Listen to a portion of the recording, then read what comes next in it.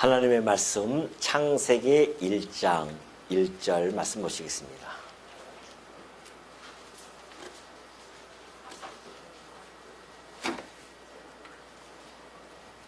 창세기 1장 1절 말씀.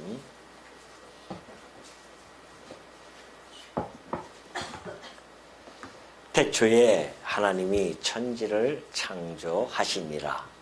땅이 혼돈하고 공허하며 흑암이 깊음 위에 있고 하나님의 영은 수면 위에 운행하시니라. 하나님이 이르시되 빛이 있으라 하시니 빛이 있었고 빛이 하나님이 보시기에 좋았더라. 하나님이 빛과 어둠을 나누사 하나님이 빛을 낮이라 부르시고 어둠을 밤이라 부르시니라. 저녁이 되고 아침이 되니 이는 첫째 날이니라. 5절까지 봉독해 드렸습니다.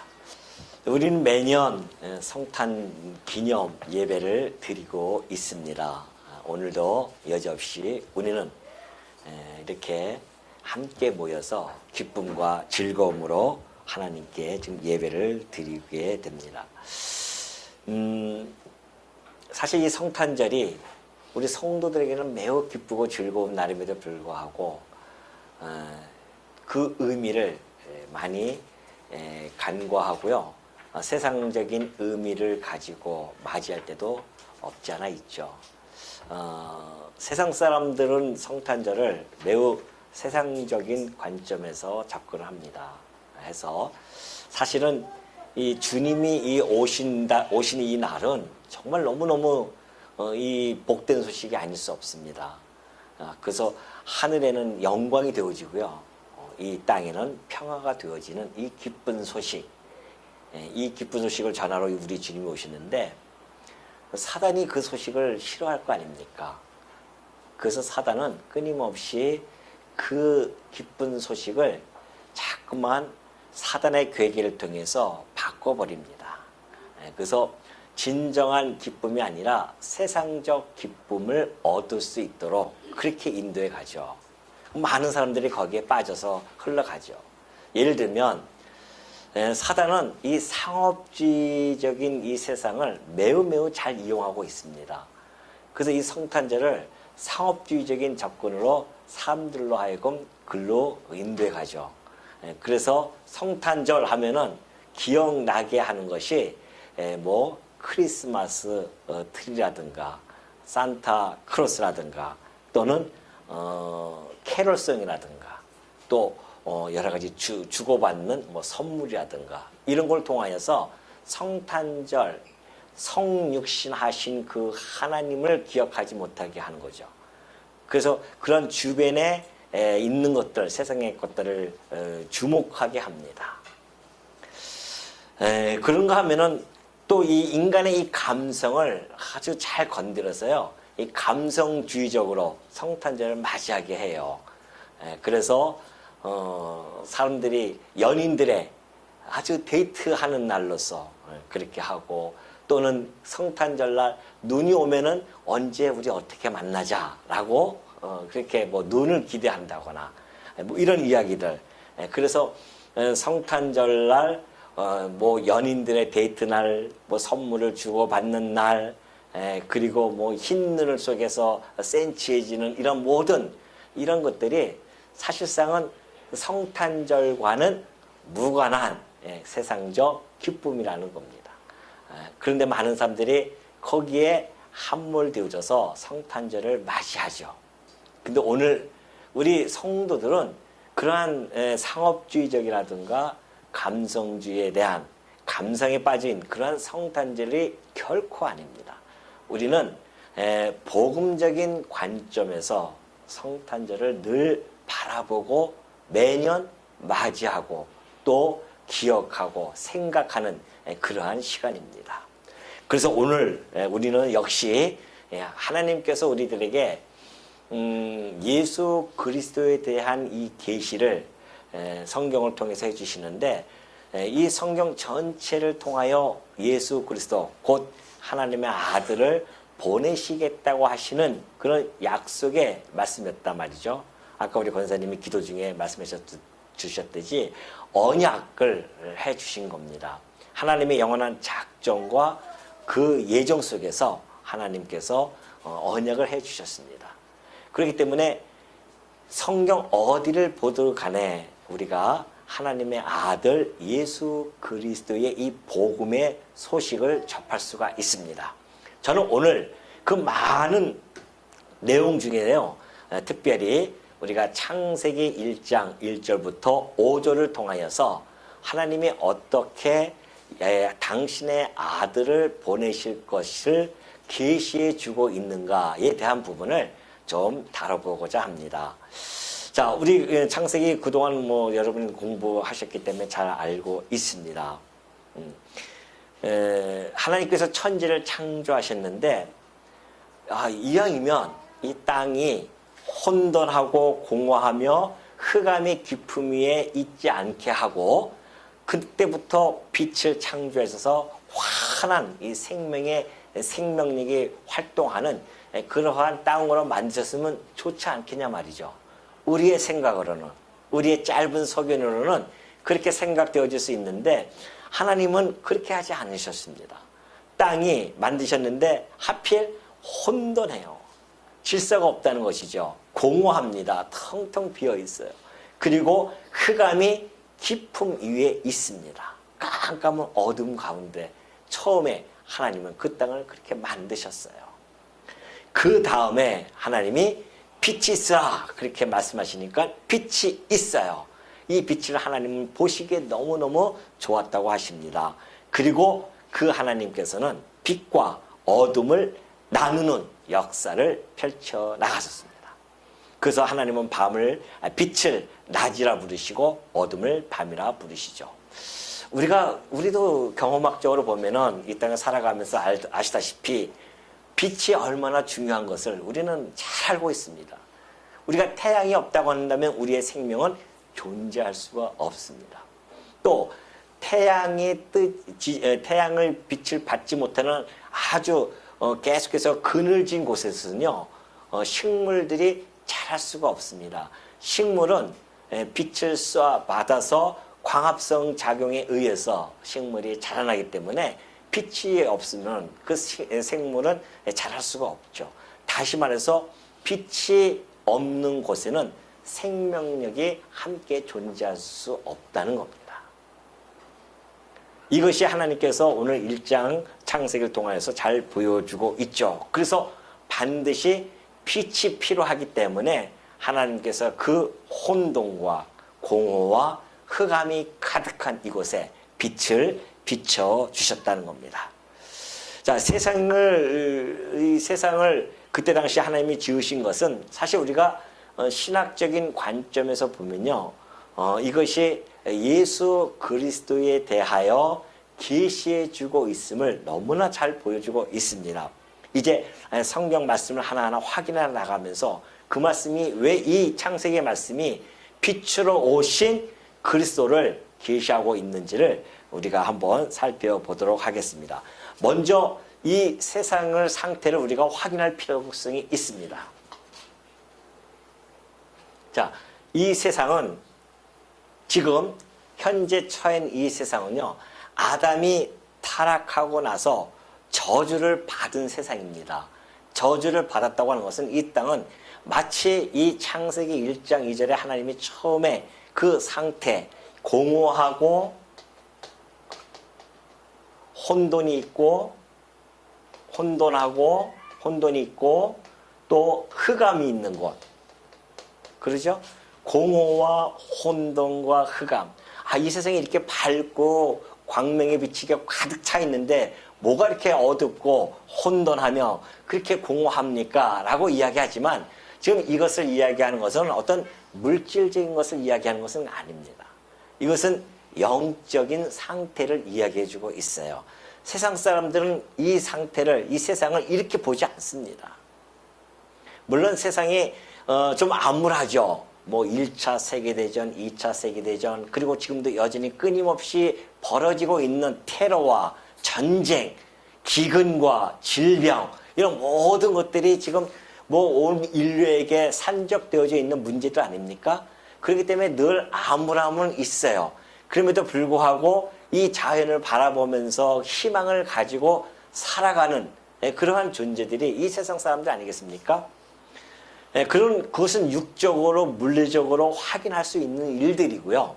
그러나 그들이 알지 못하는 것은 영적인 세계를 그들은 알 수가 없습니다. 왜냐하면 육적으로는 영적인 일들을 분별할 수 없기 때문에 그렇습니다.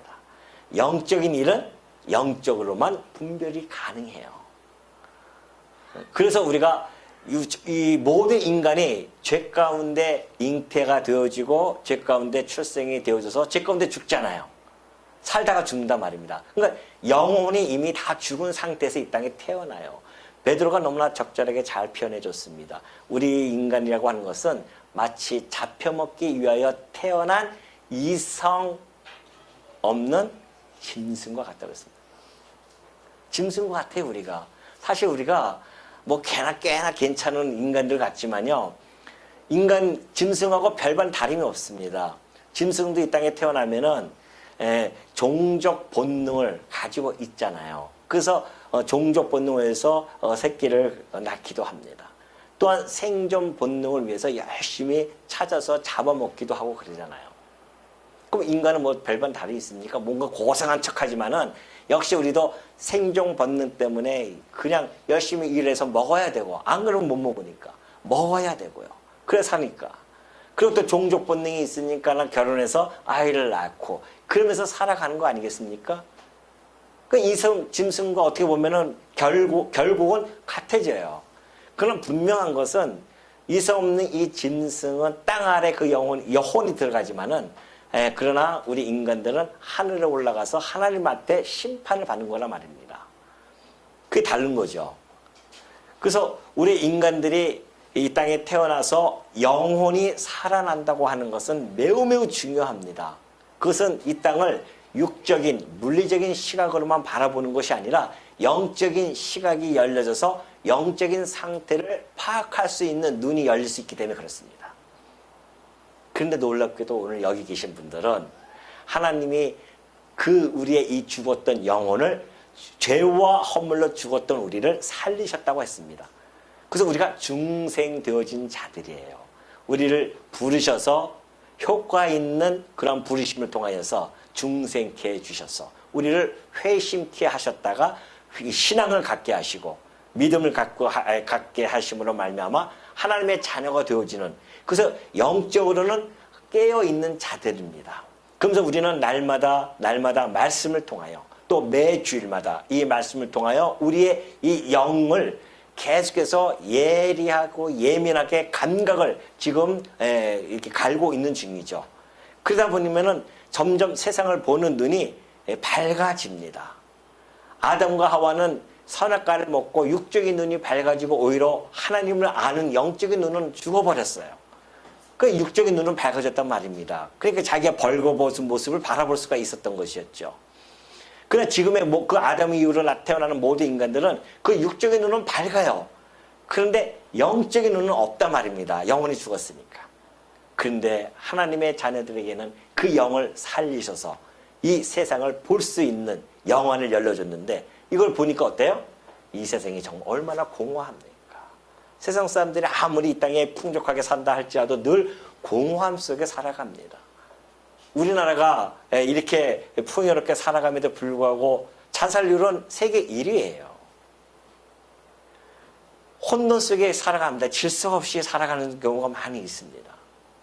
무엇을 어떻게 해야 되는지 몰라요.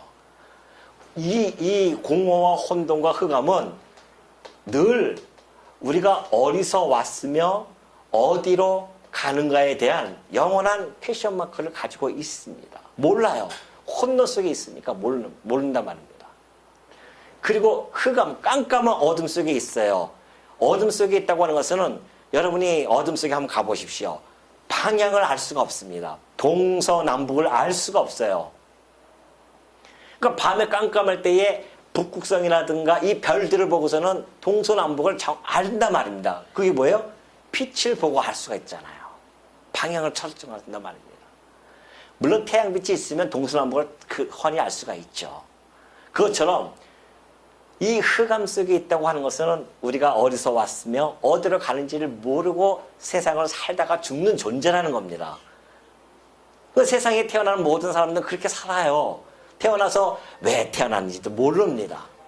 그냥 무조건 살아갈 수밖에 없어. 생존 본능이 있으니까 애들이 그냥 지지고 볶고 싸우면서 막 먹고 그렇게 살아가요. 그러다가 또 학교도 가야 되고 나이가 차면은 결혼을 해서 가정을 가지니 그 가정을 또 유지하려면 가서 또 돈을 벌어야 되고 왜 이렇게 사는지 모르면서 그다가 한 50대 정도 지나가고 60대 거의 오면은 그때서야 인생이 무엇인지 내가 왜 여기 이 땅에 태어나서 지금 나는 어디로 가는지 나는 지금 도대체 왜 살고 있는지 그 의미와 목적도 모르고 그렇게 살아가다가 무덤 속에 들어가는 것이 솔직한 인간들의 모습 아니겠어요?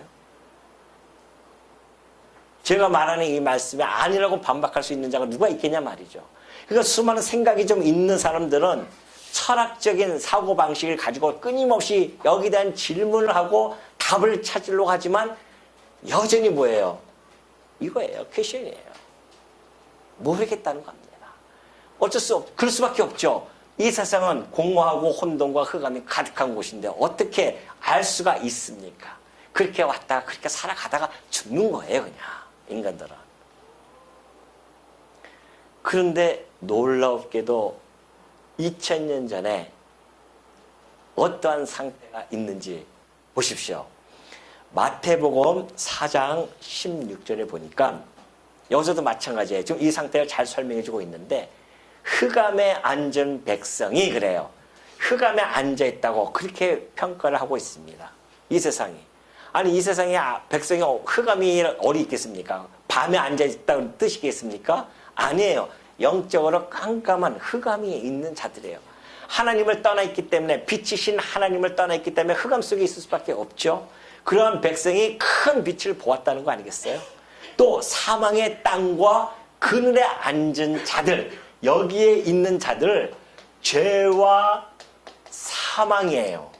사망의 땅이라고 합니다. 이곳을. 여기 사망의 땅입니다. 왜 사망의 땅인지 아십니까? 죄 가운데 잉태가 되어지고 죄 가운데 출생되어져서 죄 가운데 살아가는 존재들이니까 죄의 결과 싹 이게 뭐예요? 사망이란 말입니다. 그러니까 사망의 땅에서 살아가는 존재들이에요. 지금. 그리고 이곳은 곧 이게 뭐라 사망의 땅과 그늘이라고 그렇게 표현해 줍니다. 그늘이에요. 그늘. 사망의 음침한 골짜기 아니겠어요? 이 땅에. 이 땅은 우리가 좀 살아가지만은 사망의 음침한 골짜기에 살아가다가 사망 가운데 처해서 육신은 죽고 영혼도 결국은 마지막 심판의 부활을 통하여서 둘째 사망 곧 불못에 던져져서 영원토록 세세토록 그 두려움 속 고통 속에서 살다가 죽음은 그뿐인데 죽지 않아요. 둘째 사망은 세세토록 그 고통을 당합니다. 바로 이런 곳이에요. 이곳이. 그런데 여기서 얘기했듯이 흑암에 앉은 백성이 큰 빛을 보게 됩니다. 그리고 이 사망의 땅과 그늘에 앉은 자에게 빛이 하나 딱 들어와요. 빛에 이곳에 들어오기 시작합니다. 이 빛이 바로 2000년 전에 참 빛으로 오신 예수 그리스도시죠. 이걸 요한복음 8장 12절께서 예수님이 직접 하신 말씀입니다. 예수께서 또 말씀을 이르시되 나는 세상의 빛이니 그래요. 세상에 이 땅에 와서 어떤 인간이 이런 이야기를 감히 하는 자가 누가 있었습니까? 아무도 없었어요. 부처도 그렇고 공자도 그렇고 소크라테스도 와가지고 내가 세상의 빛이야 라고 자기 스스로를 그렇게 명제화시킨 사람은 이 땅에 아무도 없어요. 고민만 했었지 생로병사가 무엇인지 고민하는 석가모니라든가 이 땅의 세상이 도대체 나는 누구이며 그런 것들을 고민하는 철학자들 자기 스스로 고민만 했지 그 고민에 대한 해답을 정확하게 제시해 준 자가 이 땅에 아무도 없었단 말입니다. 오로지 2000년째 오셨던 예수님만이 나는 세상의 빛이요 진리요 길이요 생명이니라 이렇게 얘기한 자가 누가 있어요? 이 땅에? 아무도 없다니까요. 감히 그렇게 이야기할 수가 없어요. 왜? 자기네 스스로가 알기 때문에 자기 스스로를 알아요. 그러니까 소크라테스가 자기 스스로를 알고 있으니까는 자기 뭐라고 했습니까? 그 유명한 명제가 뭐예요? 예? 너 자신을 알라는 겁니다. 네가 뭘 아는 것 같은데 솔직히 얘기해. 너 아무것도 모르지 않느냐. 그 얘기거든요. 우리 인간은 사실은 몰라요. 그런데 놀랍게도 예수님이 빛이 이 땅에 오셔가지고서는 나는 세상의 빛이야. 이 어둠 속에 빛이 하나 딱 비춰지면은 누구든지 그 빛을 보고 갈 수가 있잖아요. 그 빛을 우리 이 세상, 흑암 속에 있는 세상에 비춰주신 겁니다. 그런데 바울은 이 상황, 창세기의 이 상황을 신학적으로 너무나 잘 표현해 줬어요. 고린도후서 4장 6절 보니까 어두운 데서 빛이 비치라 말씀하셨던 그 하나님께서, 이것이 창세기 말씀 아니에요? 어두운 흑암 속에 있었던 이 세상에 하나님이 빛이 비치라 말씀하셨던 그 하나님께서 여전히 예수 그리스도의 얼굴에 있는 하나님의 영광을 아는 빛을 그래요. 예수 그리스도는요, 하나님의 그 영광의 광채이십니다. 그의 본체의 형상이셔요. 그러니까 예수님을 아니고서는 우리는 하나님을 알 수가 없습니다. 하나님의 영광을 알 수 있는 것은 예수 그리스도의 얼굴에 비춰진 그 빛을 통하여 하나님의 영광을 알 수가 있는 겁니다. 예수 그리스도를 통하여서 우리는 하나님의 형상을 알 수가 있어요. 그러니까 예수님이 오셔서 그 어두운 데 빛이 비쳤던 말씀을 따라 하나님께서 그리스도의 얼굴에 있는 하나님의 영광을 아는 빛을 우리 마음에 비추셨습니다. 우리 마음이 이 상태라는 겁니다. 공허하고 혼돈하고 흑암에 있어서 죄와 사망의 그늘 땅에 살아가는 우리들 마음속에 하나님께서 그 영광의 빛을 우리 마음에 비추셨습니다. 오늘 여러분들이 왜 이 빛 가운데 거하는 줄 아십니까? 하나님의 그 영광을 아는 빛을 하나님께서 우리 마음에 비추어 주셨기 때문에 우리가 알 수 있게 되어진 겁니다. 제가 어저께도 말씀드렸지만 이 자리에 앉아있는 것이 그냥 뭐 심심해서 와 있는 자리가 결코 아니라니까요. 어마어마한 영광의 자리에 앉아있는 겁니다. 지금 빛의 자리예요. 여기가 빛이 비추는 자리. 그 빛에 우리가 지금 살고 있다는 것이죠. 그렇다고 한다면 이 빛에 들어가게 하신, 왜 이 빛에 이곳에 있는 자들을 예수 그리스도 빛이 비춤으로 말미암아 이 빛을 쫓아가서 이쪽으로 그리스도 안에 들어오게 되어지는데, 빛 가운데 거하게 되어지는데, 이 빛 가운데 거하는 자들은 바로 이 생명력이 작동하게 되어집니다. 곧 빛의 나라예요. 이 나라. 흑암의 나라가 아니라 빛의 나라. 생명의 나라. 빛의 나라. 전혀 다릅니다. 여기는 환한 곳입니다. 생명이 막 작동을 해요. 그러니까 우리가 이 어둠 속에 살아가다가 이 빛만 하나만 보더라도 얼마나 광명이 비칩니까? 과거에 상품 백화점이 무너졌을 때에 사람들이 그 깜깜한 데 갇혀서 죽음만 기다리고 있었습니다. 근데 어느 순간에 한 줄기 빛이 그 깜깜한 그 갇혀있는 곳에 딱 뚫고 들어와요. 보니까는 거기서 그 구조하는 사람들이 이렇게 흙을 파다 보니까 빛이 그 안에 들어갔단 말입니다. 그때의 그들의 그 희망과 그 희열, 그 기쁨은 이루 말할 수 있겠습니까? 아니 60, 70년 사는 이 육신이 살아나는 것도 그렇게 기쁨과 즐거움 속에서 환호를 지르고 거기서 구출하니까 수많은 사람들이 박수를 치면서 그랬던 현장, 여러분 생생히 목도했었잖아요. 육신이 살아나는 것도 그러할지언데 영원한 생명이 살아나는 이 놀라운 현장에 어찌 우리가 하나님께 박수를 치지 않을 수 있겠습니까? 소방관들이 그들을 건져낼 때에 그렇게 박수를 쳤는데 하나님의 열심으로 우리를 이 흑암에서 빛을 비추어서 우리 마음에 이곳에서부터 이쪽으로 건짐을 받는 이 놀라운 사건이 지금 벌어졌는데 어떻게 우리가 날마다 우리 하나님께, 우리를 이곳에부터 구원해 주신 하나님께 박수를 치지 않을 수 있겠습니까? 그것이 바로 베드로전서 2장 9절에서 베드로서는 너무나 잘 표현해주고 있습니다.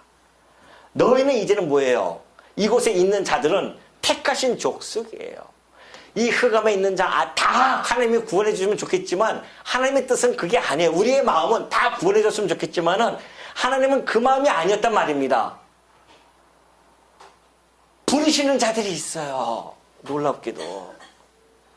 아무나 부르는 게 아니에요. 하나님의 택하심을 입은 자들. 여러분과 제가 그 택하심을 받았다는데, 제가 과거에 초등학교 때 보면은 선생님이 출석부 갖다 주라고 임성현 불러요. 야, 그때 얼마나 어깨에 힘이 들어갔는지. 그 선생님의 심부름 하나만 가지고도 신나가서는 막 신나서 막 이렇게 하고 막 가지 않았습니까? 그런 기회 없습니까? 아니, 대통령이 부르면은 그냥 가문의 영광이라고 해가지고서는 그렇게 해서 청와대에 들어갔다가 나오지 않습니까? 한데 이 흑암과 혼돈과 공허 속에서 영원한 둘째 사망에 처할 자들을 하나님이 부르셨는데, 어떻게 이 자리에 앉아있는 분들이 그 존귀함과 고귀한 그런 하나님의 그 초청의 자리에 앉아 있는 자들인데 기쁨과 즐거움이 없을 수 있겠냐 말이죠. 그죠? 우리는 날마다 하나님께 제가 무엇이 간대, 제가 무엇이 간대, 하나님께서 나를 부르셔서 당신의 이 빛의 나라로, 생명의 나라로 건져주셨나이까.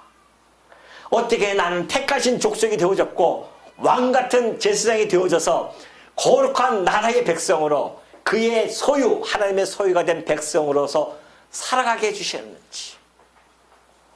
그래서 우리를 어두운 데서 불러내어 그의 기이한 빛에, 이거 기이한 빛 아닙니까? 생명을 살리는 빛이에요.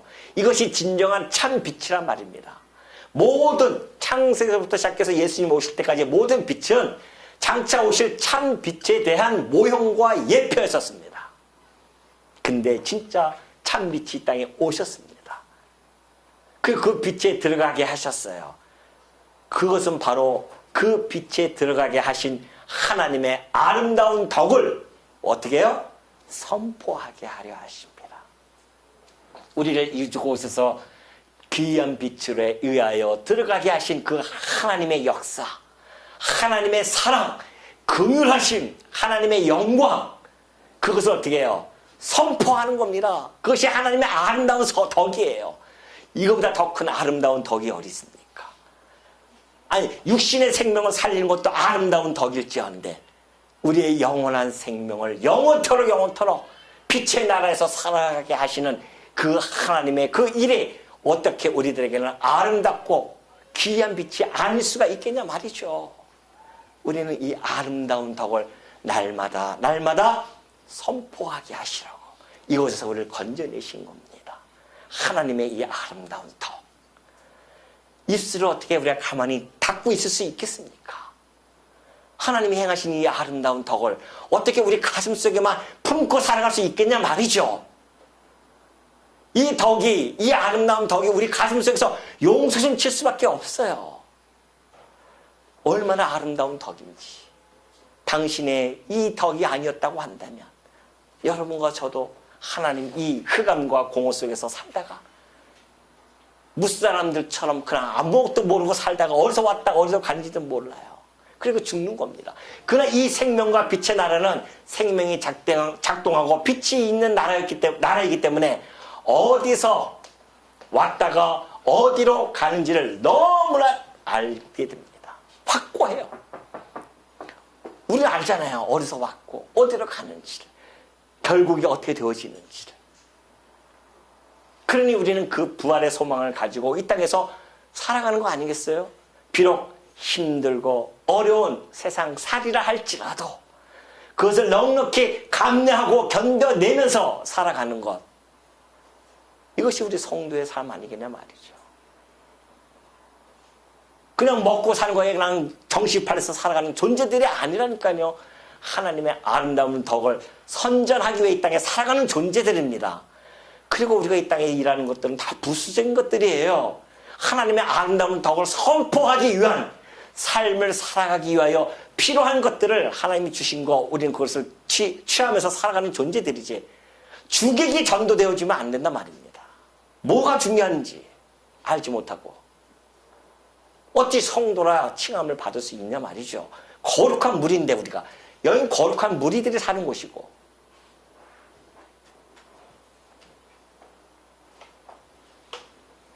그러니 이제 이 하나님께서 우리를 갖다가 이 생명과 빛의 나라로 옮겨주셨습니다. 그렇다고 한다면 여러분이 한번 가늠을 해야 됩니다. 내가 지금 빛의 나라에 있는 자인지 어둠에 아직도 있는 자인지를 알 수 있는 방법이 뭐가 있을까요? 뭐가 있을까요? 이게 빛이 있으니까 우리가 지금 빛이 여기 와 있으니까 빛입니까? 뭐가 있을까요? 여러분 스스로가 잘 점검해 보시기 바랍니다. 내가 지금 어둠에 아직 있는 사람인지 아니면 빛의 나라에 있는 자인지를. 요한일서 2장 8절로 넘어갑니다. 내가 다시 내가 너희에게 새 계명을 쓰노니 그에게와 너희에게도 참된 것이라. 이는 어둠이 지나가고 참빛이 벌써 비침이니라. 그죠? 이미 우리는 어둠이 지나가고 참빛이 벌써 비쳤어요. 빛 가운데 있다 하면서 그 형제를 미워하는 자는 지금까지 어둠에 있는 자요. 그래요. 빛 가운데 우리 있다고 지금 다 자보고 살아가는 존재들입니다. 빛 가운데 있죠? 근데 빛 가운데 있다 하면서 형제를 미워해요? 그럼 지금까지 아직도 우리는 착각 속에 살아간 거예요. 내가 빛 가운데 있다고 착각하고 살아가는 거란 말입니다. 어둠이 있는 자라는 겁니다. 그의 형제를 사랑하는 자는 빛 가운데 거하여 자기 속에 꺼리낌이 없습니다. 형제를 사랑하는 자는 빛 가운데 있는 자입니다. 그의 형제를 미워하는 자는 어둠에 있고 또 어둠에 행하며 갈 곳을 알지 못하나니 이는 그 어둠이 그의 눈을 멀게 하였습니다. 어둠은 깜깜하니까 몰라요. 누구를 형제를 사랑하고 미워하는 것이 뭔지도 모릅니다. 내가 너만큼은 내가 도대체 용서할 수 없어 라고 한다고 한다면 예수님 앞에 가서 예수님도 나는 너만큼은 용서할 수 없겠다. 어떻게 하려고요? 우리 주님께서는 당신이 죽기까지 우리를 사랑해 주셨는데 우리는 왜 우리의 형제를 죽기까지 사랑하지 못하냐 말이죠. 아직 그 하나님의 사랑이 내 가슴속에 뿌리 박히지가 않았다는 이야기입니다. 왜 오늘날 많은 사람들이 기독교인들이 욕을 먹습니까? 지금 빛의 나라로 자기는 빛의 자녀라고 큰 소리 치면서 여전히 어둠 속에 있는 자로 살아가기 때문에 어둠 속에 있는 자들이 너희들이 예수쟁이들이 왜 그러냐고 이들이 욕한단 말입니다. 흑암에 있는 자들이. 그러니까 어떤 목사님이 그런 얘기를 했대요. 우스갯소리지만은 제발 식당 가서 휴게소 식당이라든가 이런 데 가서 기도 좀 하지 말라 그래요. 왜요? 했더니만 기도해놓고 나서는 아줌마 이게 뭐예요? 이거 잘 빨리 알고 해요. 이러고 하고 더 그냥 안 믿는 사람들보다 더 갑질하고 그런다는 거 아닙니까? 빛의 나라에 있는 자들이라고 하는 것은 얼마나 사실 이 고귀한 삶을 살아가야 되는지 모릅니다. 신중하고 그리고 사람을 대할 때에 정말 그리스도를 대하듯이 우리가 그렇게 살아가는 자들이 빛의 자녀들입니다. 근데 뭐 형제도 미워하는데 밖에 나가서야 오죽하겠습니까? 서로 싸우고 교인끼리 서로 싸우고 지지고 먹고 하면서 하는데 우리가 이제 오늘 이 성탄절을 맞이해서 성도님들이 다시 한번 깊이 또 한 해를 맞이하면서 생각해야 할 필요성이 있습니다. 내 신앙을 한번 점검을 해 보시기 바랍니다. 그냥 왔다 갔다 하는 것이 신앙입니까? 아니에요. 여전히 흑암에 있는 분일지도 모릅니다. 오늘 이 말씀이 그 어두운 흑암에 비춰지는 말씀이 되어졌으면 참 좋겠습니다. 그래서 그 말씀에 의해서 내가 정말 생명이 작동하고 있는 하나님의 자녀인지 빛의 나라에서 살아가고 있는 하나님의 자녀로서 살아가고 있는 존재인지, 내가 형제를 지금 사랑하고 있는지 미워하고 있는지를 날마다 체크해 가면서 내가 어둠에 있는 자인지 빛에 있는 자인지를 스스로가 점검하는 주의 종들이 되어지기를 당부드립니다.